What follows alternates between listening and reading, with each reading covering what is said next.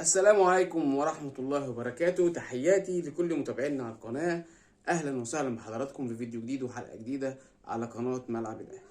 إن شاء الله الأهلي ليه بكرة لقاء مرتقب مع نادي الزمالك في تمام الساعة 8:30 بتوقيت القاهرة على استاد القاهرة الدولي.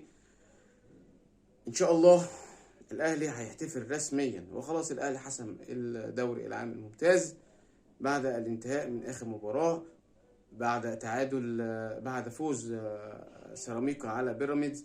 الاهلي رسميا بطل للدوري نسخه 43. ان شاء الله الاهلي ليه لقاء غدا مع نادي الزمالك، وكده يكون قفلنا اللعب خلاص.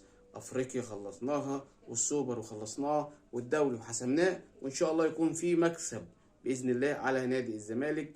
وبكده نقول موسم كان مليء بالمفاجآت لنادي الاهلي. بطولات زي ما احنا قلنا، النادي الاهلي دايما ما بيشبعش من بطولات، جماهيره دايما بتناديه ان هو عايز بطولات اكتر. زي ما قلنا ان النادي الاهلي الباترينا بتاعته ما بقتش مكفيه كل الكاسات الموجوده فيه وكل الدروع اللي موجوده فيه. النادي الاهلي محتاج متحف يا جماعه عشان يقدر يحط كل البطولات والتاريخ.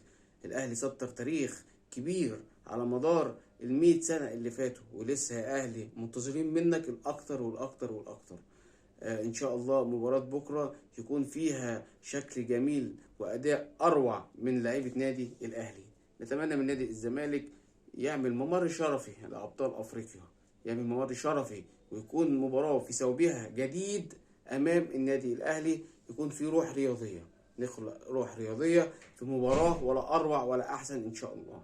النادي الاهلي بطل افريقيا، بطل افريقيا، وبطل الدوري العام المصري. ايه المانع ان احنا نعمل ممر شرفي؟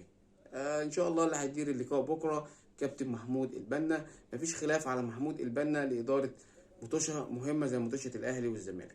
نادي الاهلي كان بيسعى، نادي الزمالك اسف، كان بيسعى ان هو يكون في حكام اجانب، بس للاسف نادي الزمالك يعني ليه بعض دي الحاجات الغريبه.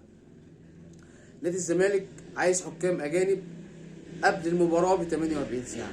أنا مش فاهم ده يتم إزاي أو يحصل إزاي، ولكن هو ده اللي حصل. أخاف أقول إن ممكن تكون دي شماعة نادي الزمالك عايز يعلق عليها خسارة بكرة، ده لو حصل وإن الأهلي كسب. أو ممكن نقول دي شماعة الزمالك عايز يشتغل عليها إن هو ممكن ينسحب، ده واقع برضه. إزاي يعني؟ اللوائح بتقول إن حضرتك لو عايز حكام أجانب مفيش مشكلة، تقدر تعمل ده بالفعل، بس على الاقل على الاقل ب 15 يوم. مين هيكون فاضل حضرتك ان هو يجي يحكم ماتش قبلها ب 48 ساعه؟ وده كان طلب غريب من اداره نادي الزمالك. نادي الزمالك في ازمه جديده بتتصدر له، وتم ايقاف القيد عنه للمره الثانيه.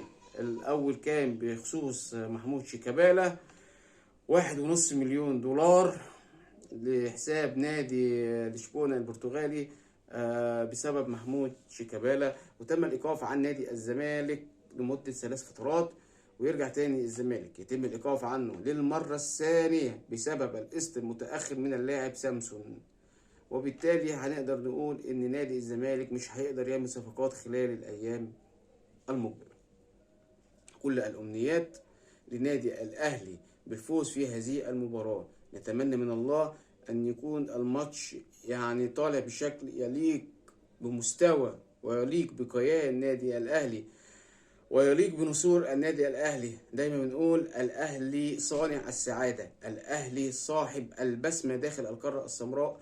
كل الأمنيات لنادي الأهلي بالفوز في هذه المباراة، فضلا وليس أمرا لكل محبينا على القناة ملعب الأهلي تفعيل زر الجرس، وعلى الكل لكي يصل لكم كل جديد. دمتم في رعاية الله، والسلام عليكم ورحمة الله وبركاته.